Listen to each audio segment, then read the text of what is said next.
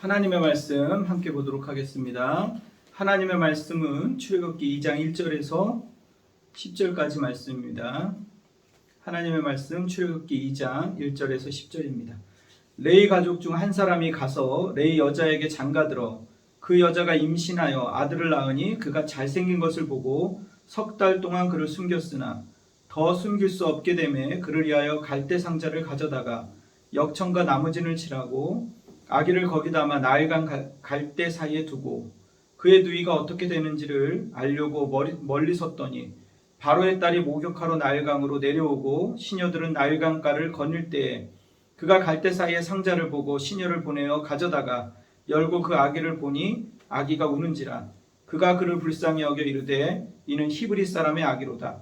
그의 누이가 바로의 딸에게 이르되 내가 가서 당신을 위하여 히브리 여인 중에서 유모를 불러다가 이 아기에게 젖을 먹이게 하리이까?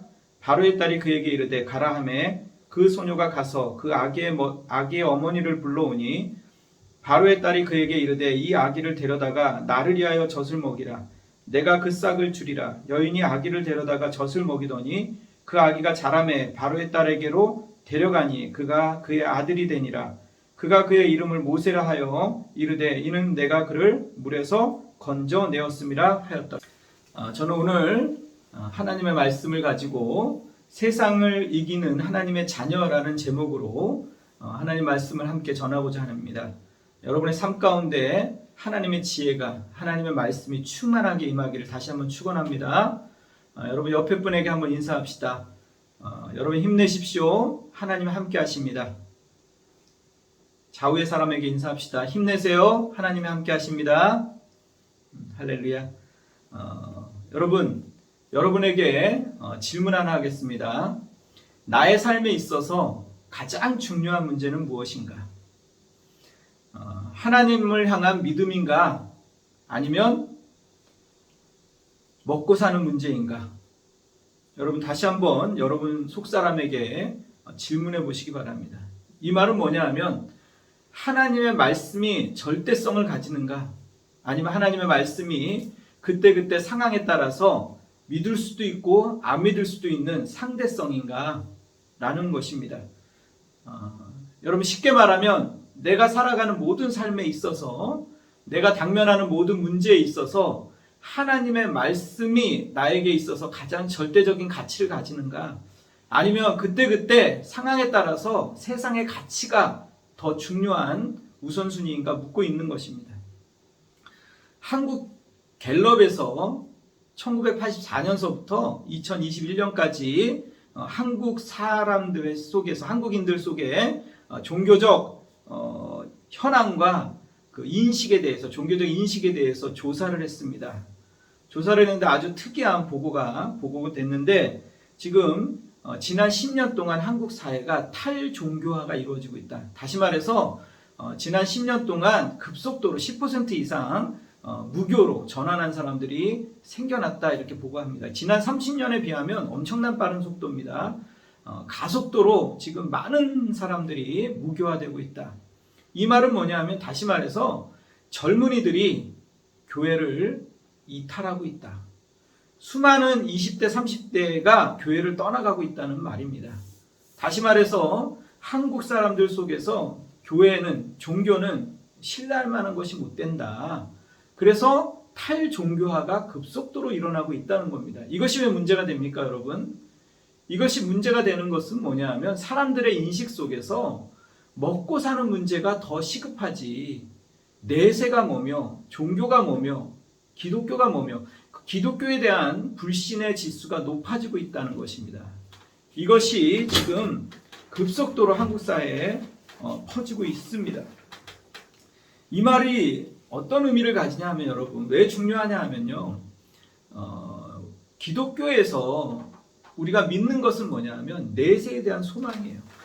지금 오늘 우리가 힘들고 어렵고 정말 비록 지칠지라도 하나님이 이 가정에 함께하고 계시고 우리에게는 천국에 대한 소망이 있고 이 미래에 영원한 나라가 있다는 그 소망이 우리 가운데 있기 때문에 오늘을 견뎌내는 것입니다. 그런데 이렇게 되면 어떤 내세가 없고 신에 대한 하나님에 대한 믿음이 없고 무교로 전환되고 탈종교화가 일어나면 무슨 일이 생기냐면 오늘 살아가는 현실이 중요한 겁니다. 그럼 어떻게 됩니까? 오늘 현실이 중요하기 때문에 세속화가 일어납니다. 먹고 사는 문제 때문에 영성이라는 것, 하나님에 대한 것들이 아무런 의미가 없이 느껴지는 것. 교회를 다녀서 무엇하며 하나님을 믿는 것이 무슨 의미가 있는가? 오늘 먹고 사는 것, 당장 필요한 것이 중요하지. 먹고 사는 문제에 있어서 한탕주의가 생기는 겁니다. 당장 필요에 의해서 내가 오늘 먹고 살고 이것으로 인생이 끝난다고 생각하면 자기를 준비하지 않는 거예요. 여기서 방탕이 일어난다고 말하고 있는 것입니다. 기독교 신앙에 있어서 가장 중요한 진리가 뭐죠? 그것은 뭐냐면 가장 내 안에 내가 어렸을 때부터 지금까지 신앙생활을 하면서 가장 저를 붙잡고 있는 게 뭐냐면 하나님이 나를 지켜보고 계신다. 코람데오 신앙이에요. 하나님이 나를 눈동자처럼 지키시고 계신다. 나를 축복하시고 나를 복주기 위해서 나를 지금도 지켜보고 계시는 분이 있다. 그 하나님께서 나를 심판하실 수 있다. 이것이 바로 코람데오 신앙이에요. 그러니까 어떻게 합니까? 함부로 살 수 없고 그 하나님의 존전 앞에서 내가 인식하며 의식하며 살아가는 거예요. 그 하나님이 나를 영원한 천국으로 데려가신다. 하나님과 나는 영원히 살아간다. 이 소망이 내 신앙을 붙잡고 있는 것입니다.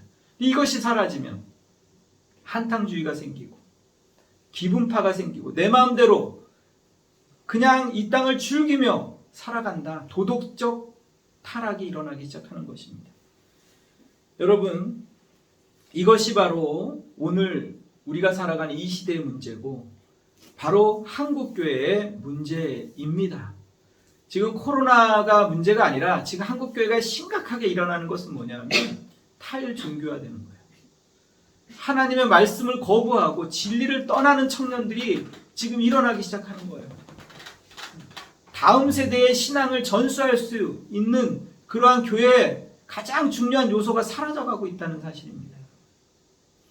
여러분, 성경의 말라기서부터 예수님이 오시기 전까지 400년간의 시대를 암흑의 시대라고 얘기합니다. 왜 암흑의 시대이겠습니까?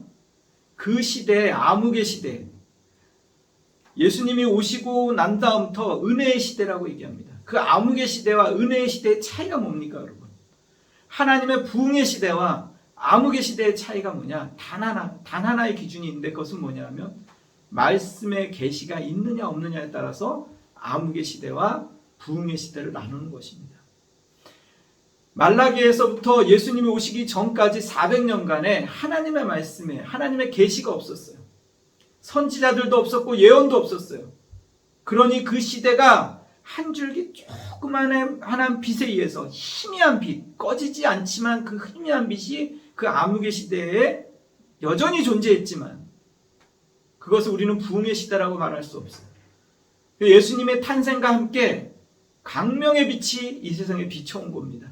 암흑을 뚫고 예수님이 이 땅에 탄생함으로 말미암아 광명한 하나님의 빛이 온 세상을 비치는 그 빛이 이 땅에 들어온 것입니다. 여러분, 이 시대의 문제는 바로 이 빛이 사라지는 거예요.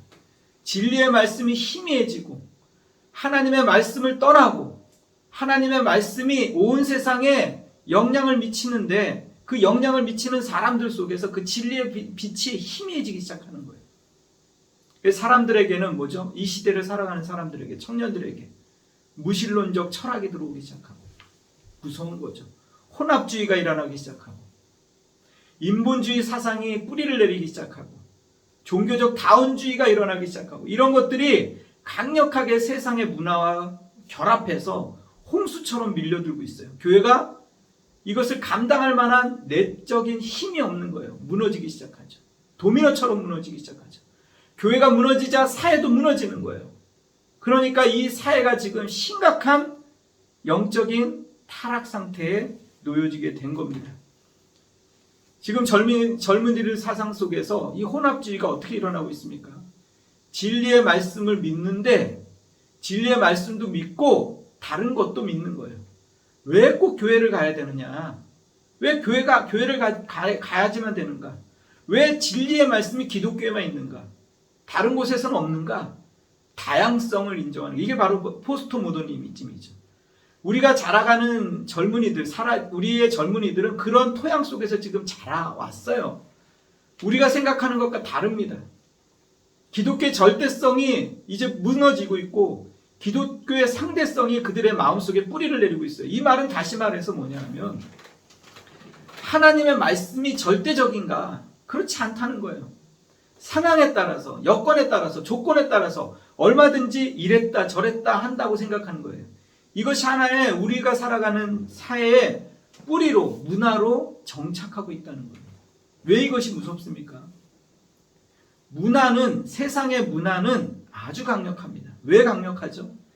이 세상의 문화라는 것은 뭐냐 하면 쉽게 말하면 문화라는 것은 살과 피입니다. 피. 살과 피라는 건 뭐예요? 뗄래야 뗄 수 없는 일체가 되어 있는 거예요. 그러니까 이 문화 속에 젖어 있는 거예요. 그러니까 복음이 문화를 이길 수 있습니까? 쉽게 생각해서 이깁니다 이렇게 얘기하면 안 되죠. 복음이 문화를 이길 수 없어요. 여기서 말하는 복음은 다시 말해서 이 복음이 어떻게 세상을 이길 수 있느냐? 살과 피가 돼야 돼요. 그걸 뭐라 그러죠? 기독교 문화라고 그러는 거예요. 기독교 문화가 세상 문화를 이기는 겁니다.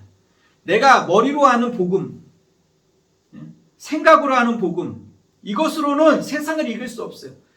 복음으로 내가 삶을 살아가는 것, 하나의 문화가 되는 것, 그래야지만 세상 문화를 이기는 거예요. 여러분 생각해 보십시오. 이 당시에 바로가, 이집트가 온 세상을 통치했어요. 세상 문화죠. 그런데 고센 땅에 살아가는 이 이스라엘은 이 세상의 문화 속에, 이집트의 문화 속에 있지만 그들만의 독특한 문화를 형성하고 살아갔습니다. 유월절을 지키고 하나님의 절기를 지키면서 어린 양을 예배하며 어린 양의 오시기를 고대하면서 예수 그리스도를 준비하면서 그들이 아브라함의 하나님을 따랐어요. 아브라함 하나님, 야곱의 하나님, 이삭의 하나님을 부르면서 비록 노예로 있지만 다시 오실 예수님, 우리를 다스리실 하나님을 소망하면서 그들이 살았어요. 그게 뭐예요? 노예지만 독특한 하나님 나라의 문화를, 기독교 문화를 이루면서 살았어요. 그것이 너무나 강력했기 때문에 바로가 두려움을 느꼈어요. 그 세상이 두려워하면서 이들을 어떻게 해서라도 없애야 되겠다고 해서 한 것이 뭐예요? 남자아이들을 죽이라는 명령을 내린 것입니다. 여러분, 기독교의 문화가 이렇게 무서운 거예요. 세상의 문화를 이길 수 있는 것. 요즘 젊은이들이 어떻게 생각합니까? 교회를 꼭 가야 되는가? 왜 진리가 기독교에만 있는가? 다양성을 주장하는 거예요. 포스트 모더니즘을 주장하는 거예요. 그런데 이렇게 되면 어떻게 됩니까? 그들 속에서 진리가 하나님의 말씀만이 진리라는 사상이 무너지기 시작하는 거예요. 혼합주의가 일어나기 시작하는 겁니다. 인본주의가 싹을 트기 시작하는 겁니다. 그런데 여러분, 하나님의 말씀이 절대적 가치를 가지는 거예요. 이것이 나의 인생을 이끌어가는 그것이 기준이 된다는 것. 이것을 놓치기 시작하면 신앙을 다 잃어버리는 것입니다. 여러분 다시 한번 생각해 보시기 바랍니다. 하나님의 말씀의 진리를 원리라고 생각해 보십시오. 말씀의 원리가 이 땅을 다스리신다.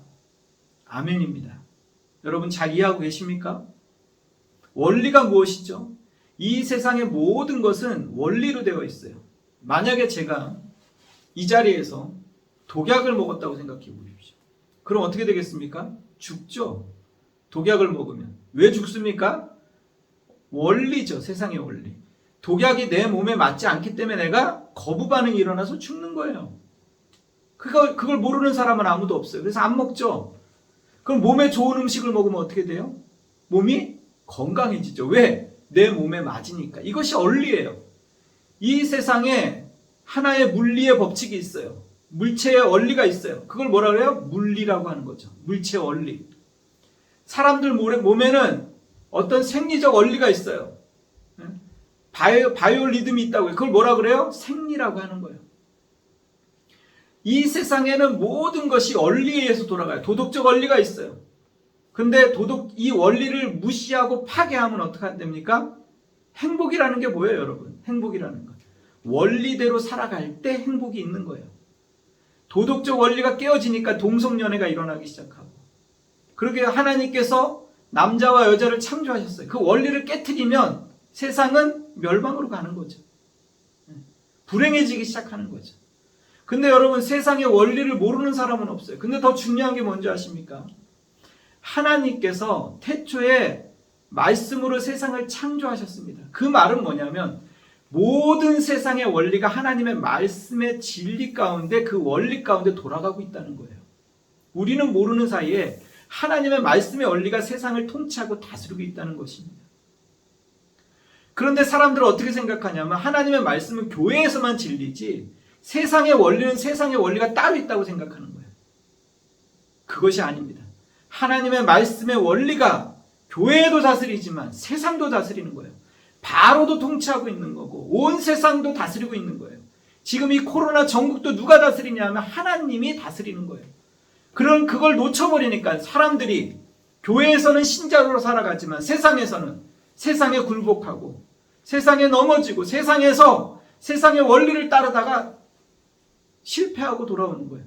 그래서 교회에서 늘 하는 기도가 뭐예요? 하나님, 내가 연약하니까. 하나님, 내가 또 실패했습니다. 이걸 반복하는 거예요. 좀 더 강한 그리스도인으로 말씀의 원리를 따라서 세상을 도전하면서 그렇게 살아가는 젊은이들이 사라져가고 있는 거예요. 하나님의 말씀의 진리가, 원리가 희미해지는 것은 세상의 멸망이에요. 가장 암흑의 시대가 왔을 때 예수님이 한 줄기 빛으로 세상에 왔던 것처럼 이 시대가 바로 그런 시대예요. 말씀이, 계시가 사라져가기 시작하고 사람들이 교회를 떠나가기 시작하고 하나님의 말씀보다 다른 것을 더 우선순위를 두는 이 시대, 여러분 어떻게 살아가시겠습니까? 성경은 오늘 본문에서 여러분에게 묻고 있는 겁니다. 너는 어떻게 살아갈래? 너는 이 시대를 어떻게 이기고 살아갈래? 묻고 있는 것입니다. 오늘 본문 말씀을 한번 돌아가서 보시겠습니다. 출애굽기 2장 1절, 레위 가족 중 한 사람이 가서 레위 여자에게 장가들어 그 여자가 임신하여 아들을 낳으니 그가 잘생긴 것을 보고 석 달 동안 그를 숨겼으나 더 숨길 수 없게 되매 그를 위하여 갈대 상자를 가져다가 역청과 나무진을 칠하고 아기를 거기 담아 나일 강가 갈대 사이에 두고. 이 말씀을 보십시오. 저는 이 말씀에 하나님의 원리가 있다고 생각합니다. 참으로 놀라운 원리가 있습니다. 우리가 인생을 살아가는 원리가 여기 담겨져 있습니다. 보십시오. 지금 여기 누구에 대한 말씀입니까? 우린 다 압니다. 여기는 모세에 대한 얘기예요. 여기 레위 여자는 누구죠? 요게벳이죠. 우린 다 알고 있습니다. 그런데 성경은 굳이 여기 뭐라고 얘기합니까? 레위 가족 중 한 사람이 레위 여자에게 장가들어 여자가 임신하여 아들을 낳으니 그 잘생긴 것을 보고, 여기 이름이 등장하지 않아요. 왜 그렇습니까? 성경에 의도적으로 감추고 있는 것입니다. 여기 지금 사람의 이름이 중요한 게 아니에요. 여기 중요한 건 뭐예요? 하나님의 구원을 보라는 거예요. 하나님의 역사를 보라는 거예요. 지금 바로가, 성경은 의도적으로 바로의 그 어떤 힘과 세상의 힘과 여기 이름도 없는 레위 여자를 비교하고 있는 거예요.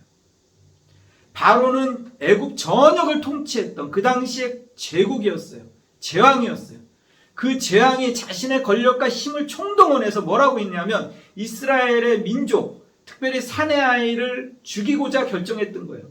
그들의 번성함을 막고자 했던 거예요. 하나님의 나라의 계획을 방해하기 시작한 거예요. 그런데 하나님께서는 이름도 없는 레위 여자 한 사람을 통해서, 레위 가족 중에 한 사람을 통해서 지금 하나님의 역사를 펼쳐 보이고 있다는 것을 세상 가운데 보여주고 있는 것입니다. 놀랍지 않습니까? 두 번째 더 놀라운 사실은 이겁니다. 여기 상자를 가져다가 역청과 나무를 칠하고 나와 있어요. 상자를 가지고 역청과 나무를 칠하고, 어디서 많이 본 본문입니다. 바로 뭐예요? 노아의 홍수의 그 노아의 방주와 똑같은 거예요. 이 말은 뭐냐면 하나님께서 온 인류를 구원하기 위해서 노아의 방주를 만든 것처럼 지금 한 개인을 구원하기 위해서 지금 똑같이 하고 있는 거예요. 한 개인을 구원하는 것과 온 인류를 구원하는 것에 똑같은 방법, 똑같은 힘을 동원하고 있는 거예요, 여러분. 이 말은 뭐냐면 나를 구원하는데 하나님께서 온 인류를 동원하고 있다는 사실입니다. 우리는 이 사실을 놓칩니다. 하나님이 나의 인생 가운데 간섭하고 계시는가? 하나님이 정말 살아계시는가? 하나님, 내 인생은 왜 이렇게 어렵죠? 이렇게 생각을 해요. 나는 실패했는가? 그렇지 않다는 거예요. 하나님께서 온 인류를 구원하는 그 지혜와 명철로 지금 너의 인생에 간섭하고 계시다. 성경은 지금 그걸 말하고 있는 거예요. 놀랍지 않습니까? 우리 마음 가운데 다시 한번 이 말씀을 통해서 아멘이 일어났으면 좋겠어요. 또 한 가지 본문에서 말하고 있는 것을 다시 한번 보십시오. 세상이 아무리 강하고 세상의 문화가 아무리 강해도 하나님의 지혜를 이길 수 없다. 이것을 성경은 말하고 있는 것입니다. 2장 4절 말씀, 이하 말씀 한번 보겠습니다. 2장 4절입니다. 그의 누이가 어떻게 되는지를 알려고 멀리 섰더니 바로의 딸이 모욕하러 나일강으로 내려오고 시녀들은 나일강가를 거닐 때에 그가 갈대사의 상자를 보고 시녀를 보내어 가져다가 열고 그 아기를 보니 아기가 우는지라 그가 그를 불쌍히 여겨 이르되 이는 히브리 사람의 아기로다.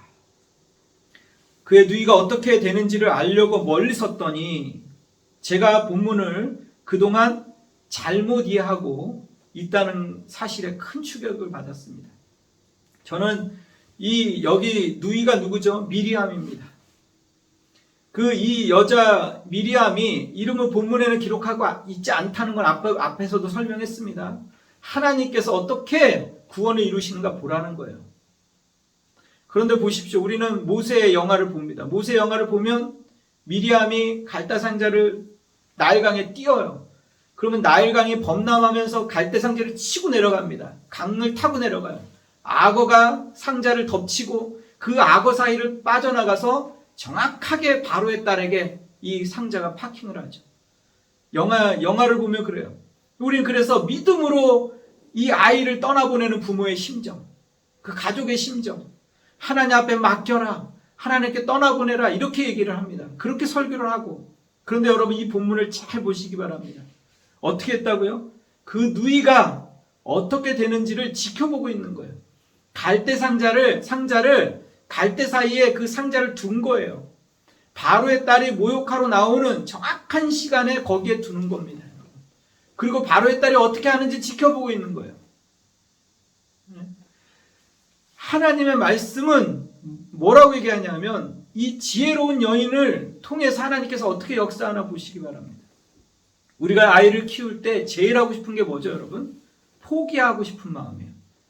아이가 너무 말을 안 듣고 순종하지 않고 제멋대로 자라고 자기 하고 싶은 것만 하고 그러면 어떻게 돼요? 포기하고 싶은 거예요. 그래, 네 인생이니까 너 맘대로 해봐. 포기하죠. 여러분, 포기하면 뭐예요? 무책임한 거예요. 방치하게 되는 거예요. 아이가 올바로 갈 수 있는 여러 가지 선택지를 없애버리는 거예요. 근데 그 부모가 아이를 사랑하면 어떻게 됩니까? 끝까지 놓지 않는 거예요. 아이를 위해서 붙잡고 하나님께 맡기고 기도하는 건 동일해요. 그렇지만 어떻게 해야 돼요? 최대한으로 아이를 포기하지 않고 끝까지 마음이 찢겨지는 한이 있더라도 붙잡고 놓지 않는 거예요. 여기 요게벳이 하는 것이 뭐예요? 끝까지 아이를 지켜보는 거예요. 미리암을 통해서 그걸 시켰을 거예요. 아이가 어떻게 되는 거를 봐라. 그리고 너가 달려가서 미리암이 누이가 하는 거니까 누이가 이 여자가 아이를 낳았다고 생각하지는 않을 거잖아요. 엄마가 가면 바로 들통이 나겠죠. 그러니까 미리암을 보낸 거예요. 그래서 미리암이 가서 엄마가 요게벳이 하는 말을 그대로 전합니다. 한번 읽어보십시오. 2장 7절. 그의 누이가 바로의 딸에게 이르되 내가 가서 당신을 위하여 히브리 여인 중에서 유모를 불러다가 이 아기에게 젖을 먹이게 하리까? 얼마나 이 본문에 지혜가 담겨 있습니까? 여기 뭐라고 얘기합니까?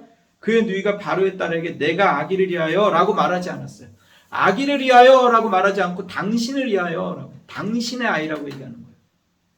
만약에 아기를 위하여 그랬으면 이 바로의 딸이 이 아이가 히브리 여인의 아이인 걸 알았어요. 바로 물에 던져버렸을 거예요. 당신을 위하여 누구를 높여야 되는지 이 미리암은 정확하게 알고 있었어요. 그러자 바로의 딸이 그 아이를 나를 위해서 이 아이의 유모를 데리고 와라 얘기하는 거예요. 얼마나 지혜롭습니까? 하나님의 지혜입니다. 하나님의 역사입니다. 그래서 이 아이가 모세가 어떻게 됩니까? 바로의 궁궐에서 세상의 문화 속에서 성장하고 자랍니다. 그를 죽이려고 했던 그 문화, 세상이 오히려 그를 품어내기 시작합니다. 그를 자라는 바로 그 장소가 되기 시작합니다. 이 세상의 문화와 세상의 시스템 속에서 모세가 자라지만 그는 히브리 교육을 받고 자랍니다. 하나님의 사상과 하나님의 주권과 하나님의 역사를 배웁니다. 그의 부모로부터 신앙을 전수받습니다. 세상 속에 있지만 세상에 동화되지 않고 세상의 시스템 속에 자라가지만 세상의 시스템에 지배받지 않고 하나님의 문화와 기독교적인 사상 속에서 그가 싹트고 자라가는 한 젊은이를 보시기 바랍니다. 그를 통해서 하나님께서 구원을 어떻게 이루시나 세상 성경은 보라고 얘기하고 있는 것입니다. 이것이 바로 성경이 말하는 결론입니다. 하나님의 자녀가 세상을 이기는 지혜. 이것이 오늘 성경이 말하고 싶어하는 것입니다. 세상의 권력이 세고 바로의 권력이 무섭고 세상의 문화가 혼합주의로 가고 있고 세상의 문화가 타락으로 가고 있고 동성연애가 아무것도 아닌 것처럼 세상은 말하고 있고 세상에서 많은 사람들이 성적인 타락에 대해서 아무렇지도 않게 얘기하고 있고 그렇게 젊은이들이 그렇게 빠져가며 이 세상의 문화 속에서 젖어서 살아가는 이 시대 속에서 포스트 모더니즘이 판을 치고 있는 이 시대 속에서 성경은 말하고 있는 거예요. 이 세상의 지혜가 세상의 문화가 아무리 강력해도 이 레이 여인의 지혜 하나를 이기지 못한다. 하나님의 지혜가 그에게 있자 그가 세상을 이기는 거예요. 그걸 성경은 말하고 싶어하는 거예요. 죽음처럼 달려오고 이 세상이 아무리 강력하게 우리를 에워싸고 우겨싸고 무너뜨리게 하고 죽이려고 해도 하나님의 지혜를 이기지 못한다. 하나님의 자녀가 오히려 그 세상 속에서 성장하고 자라고 믿음이 성장하고 하나님에 대한 신뢰가 자라는 오히려 터전이 된다. 이렇게 얘기하고 있는 거예요. 여러분, 세상의 문화가 강력해도 하나님께서 반드시 승리하고 하나님의 구원을 막지 못한다는 것을 오늘 본문을 말해주고 있는 것입니다. 하나님의 절대적인 원리와 진리가 하나님의 교회만 있는 것이 아니라 세상 속에서도 역사하고 있다는 것을 오늘 본문은 말해주고 있는 것입니다. 여러분을 기억하시기 바랍니다. 여러분의 삶의 모든 중심에 하나님의 말씀의 원리가 진리가 여러분의 삶을 움직이고 있습니까? 아니면 먹고 사는 문제 때문에 하나님의 말씀은 늘 뒷전에 가 있습니까? 그리고 상황에 따라서 이랬다 저랬다 하는 것입니까? 여러분 스스로에게 질문하고 있는 것입니다. 하나님의 말씀이 나의 삶 속에서 난도질 당하고 하나님의 말씀이 권위를 잃어버리고 내 삶의 뒷전에 물러나 있고 교회 왔을 때만 간신히 성경을 펴서 말씀을 듣는 신앙이 아니라 이제 하나님의 말씀이 진리가 내 삶의 중심이 되어서 그것이 나를 이끌어가고 하나님의 말씀에 순종함으로 내가 내 삶을 승리로 이끌어가기를 오늘 본문은 말해주고 있는 것입니다. 다시 한번 오늘 말씀 가운데서 여러분 도전받으시고 이 말씀이 나에게 말씀하는 대로 엎드리시고 하나님의 진리의 말씀이 절대성을 갖게 도와주시옵소서. 하나님의 말씀이 나의 삶의 우선순위가 되게 도와주시옵소서. 말씀의 원리를 따라 살아갈 때 내 영육간의 복을 받게 하시고 말씀의 원리를 따라 살아갈 때 내 영혼이 살아나는 역사 있게 도와주시옵소서. 치유의 역사가 일어나게 하시고 내 가정이 살아나는 역사 있게 도와주시옵소서. 말씀이 희미해지고 계시가 사라질 때 내 인생에 함께 멸망할 수밖에 없다는 것을 기억하게 도와주시옵소서. 여러분 다시 한번 간절히 기도하시기 바랍니다. 하나님께 기도하겠습니다. 하나님 이 시간에 말씀을 통해서 역사해 주셔서 감사합니다. 진리의 말씀이 나를 다시 한번 다스려 주시옵소서. 하나님의 말씀이 내 영혼을 소생시켜 주시고 하나님 우리 가정을 살려주시고 내 자녀들의 영혼을 살려주시옵소서. 말씀의 원리를 벗어나서 세상의 가치를 두고 세상의 진리를 따라서 하나님의 말씀을 이랬다 저랬다 변질시켰던 걸 용서해 주시옵소서. 두려워하고 불안해하면서 세상의 원리를 따라가며 하나님을 멀리 떠났던 삶을 용서해 주시고 이 시간에 하나님의 말씀 앞에 엎드리게 도와주시옵소서. 진리에 엎드리게 도와주시고 성령의 능력에 사로잡히게 도와주시옵소서. 말씀이 다시 한번 빛이 나를 비춰주시고 내 가정을 비춰주시고 우리의 인생을 비춰주시옵소서. 그렇게 소망하는 자들마다 이 시간에 함께 해주시고 영원히 살아나는 역사 있게 도와주시기 원합니다. 지금 우리 주 예수 그리스도의 은혜와 하나님 아버지의 사랑하심과 성령님의 감화감동 충만하신 역사가 진리의 말씀으로 진리로 지혜로 이 땅을 살아가고자 하는 사랑하는 성도에게 자녀에게 그 기업 위에 영원히 함께할지어다.